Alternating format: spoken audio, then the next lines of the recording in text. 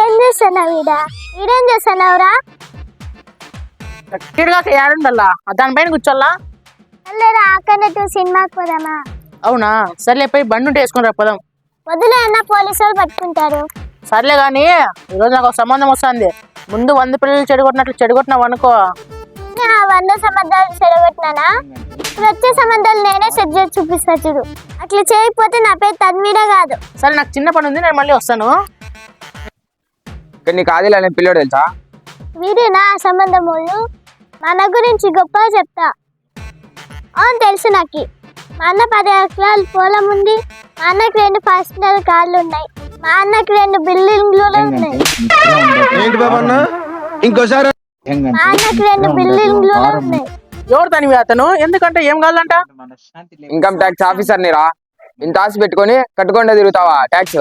నేనేం పాపం చేశాను, నాకే ఇన్ని కష్టం. అది